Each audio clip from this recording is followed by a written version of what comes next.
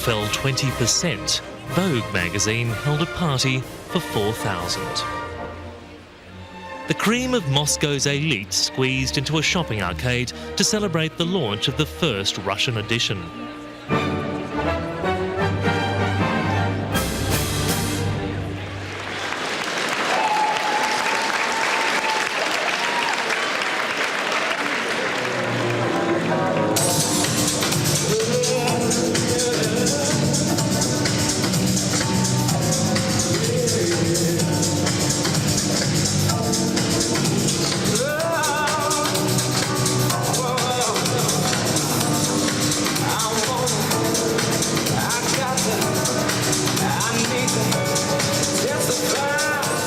For 7 years, events like this marked Moscow's dizzying rise from its communist roots. The rush to capitalism impoverished the Russian nation, but enriched its capital. The enormous wealth of a few generating jobs, services and a middle class. Vladimir and Natalia had made a comfortable living from advertising and selling fashion. But like everyone here, they face a sobering reality. Parties this good don't last forever. Разумеется. Но никто не обещал, что будет легко. Потом всегда есть Австралия, мы примем к вам гости. Все будет отлично. Спасибо. Что, дубль первый? Привет. Vladimir and Natalia put on a brave face, but in reality, nothing about the economy is fine. Natalia works at Red Star, the country's top modelling agency that once epitomised the glamour and big money of the new Russia. It seems it may all have been a beautiful illusion. In the first 2 weeks in September, as the crisis spiralled out of control, business fell by an astonishing 95%. То есть отказались от показа Versace, Черути, Dior. Это все реальная работа, и сейчас ее нет.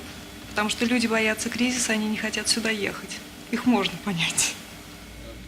And if foreign investors are feeling nervous, many Muscovites are feeling panic. Настроение у всех ужасное. Огромное количество людей теряет работу, теряет контракты. Например, один из знакомых, у него было сбережений $800 тысяч. К вечеру у него осталась 1 тысяча, которая у него была наличными.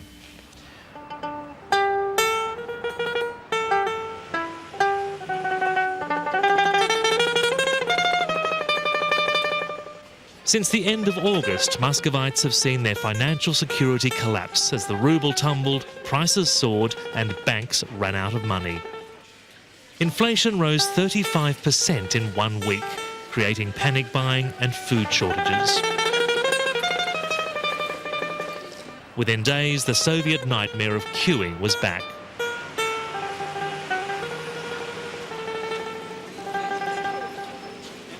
To live in Moscow today is to watch the soul of a city die. Almost overnight, it's lost its mad, booming economy, much of its garish excess, but also its spirit and its hope. After a decade of upheavals and setbacks and triumphs, there's now an overwhelming sense that it's all over.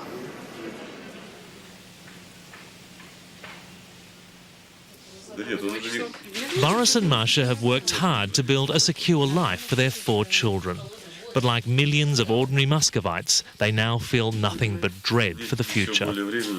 И станет свободная страна, и все парили в воздухе от счастья, что думали, наконец-то наступила демократия в этой стране после 75 лет концлагеря. Но, к сожалению, вот время показывает, что с каждым годом это все затухает, и оптимизм, естественно, пропадает из-за этого. The family went through hunger in the dying days of communism, but thought those days would never come again. While they're not rich, they did become much better off from economic reform. After Boris lost his state-funded job as a scientific researcher, he found better paid work as a driver for a foreign company. They sold their apartment on the open market, using the money to buy a country cottage called a dacha. But with unemployment rising daily and shops short of goods, their dacha has become a means of survival. The family has spent the past month growing as much food as the backyard would produce and buying as much as they could store. Вот. Но когда сейчас многие стали говорить о том, что может быть голод, у нас большая семья, и я все-таки решила, что самое необходимое, какой-то необходимый минимум для семьи, такой как там круп, картошка, там лук, то, что, в общем, ну, как бы может нам помочь. Если не будет продуктов в магазинах, вот, то это надо иметь.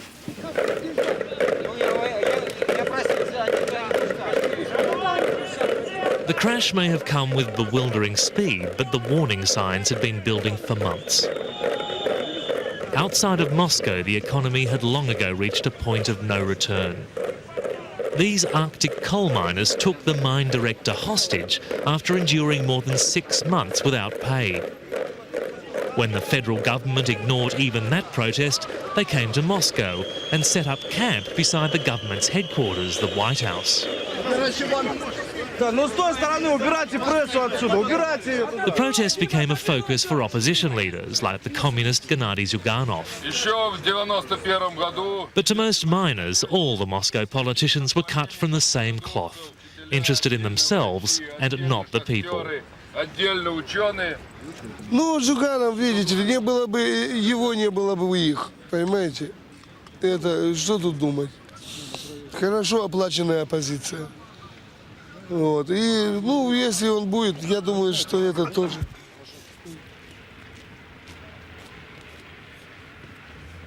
I first met Vladimir 2.5 years ago in the former Gulag city of Vorkuta, Вячеслав. staging the first of several protests against President Yeltsin. Вячеслав, это Эрик. 86% нынешней администрации, бюрократической чиновничной машины, они бывшие члены КПСС. Поэтому самые умные из самых подлых пришли к власти. Вот и все.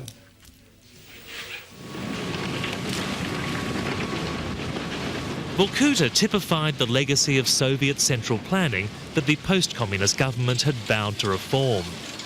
Its coal mines were overmanned and inefficient. The people desperately needed new industry and help to get through the changes. But hardly any of the billions of dollars of aid money and investment that poured into Moscow made its way to the provinces. What wasn't squandered by the government or stolen by its cronies fueled a Moscow boom that in the end proved illusory. The miners' camp has been a stark reminder that the rest of Russia has been in crisis for years. Все очень плохо. Очень. И сейчас мы на Титанике. И сейчас наша задача, чтобы спасти детей наших. Vladimir hides his anger behind a veneer of good humour. But like all miners here, he feels total disillusionment. There is nothing more to believe in, no idea to rally behind. Можем заглянуть? Капитализм говно. Говно, да. Ну, мы попробовали, нам не нравится. Capitalism shit. Нет, не нравится. То, что у нас было, называли социализмом, но это не было социализмом. То, что называли капитализмом в России, не было капитализмом, конечно. Ну, говно. Говно.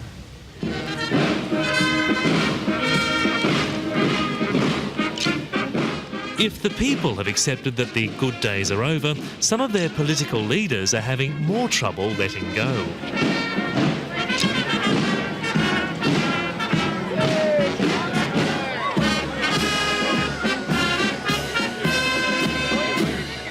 Rampant inflation, mass sackings and financial collapse didn't stop Moscow's mayor, Yuri Lushkov, holding a huge celebration for the city's 851st anniversary.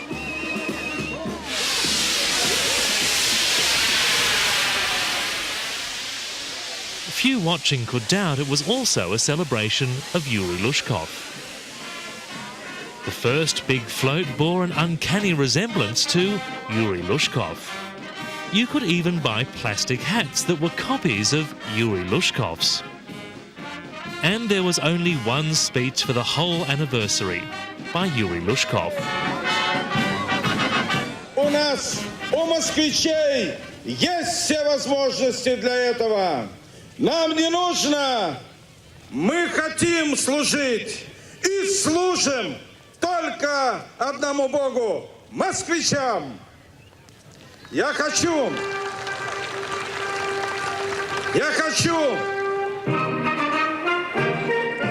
And this is a good time for Moscow politicians.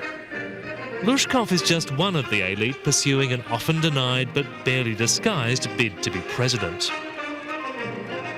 His campaign has been boosted immeasurably by the fact that Boris Yeltsin has all but given up power. The radicals in the lower house of parliament, the State Duma, have never felt stronger. 2 недели бушует финансовый пожар, и за 2 недели президент страны не удосужился собрать высших должностных лиц государства для того, чтобы рассмотреть в экстренном порядке сложившуюся ситуацию. As the politicians performed and argued about who would form the next government, Vladimir watched disgusted from the gallery. Бывшее правительство...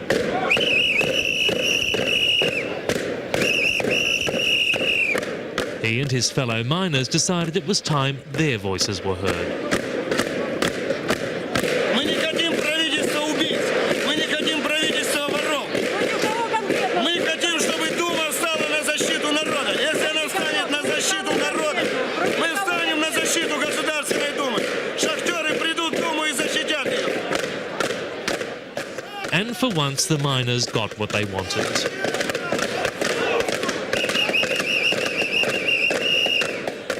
The Duma forced on Yeltsin a new government headed by the foreign minister Yevgeny Primakov, who once ran Soviet espionage. He appointed 2 senior communists to run the economy. It's a political deal that cooled the political heat.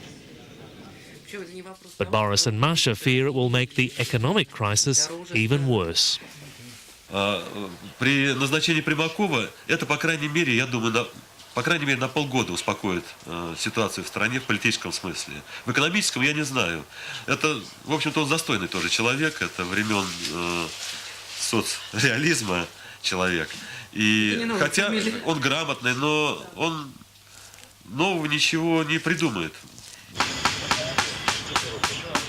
But at the protest camp, the miners are building winter shelters. The miners' plight has touched many Muscovites who believe they are all on the same sinking ship. Yelena Dominina makes a long journey into the centre every day to collect and wash their laundry for free. Как? Во-первых, обстановка сама по себе нелегкая получается. А здесь вот смотреть.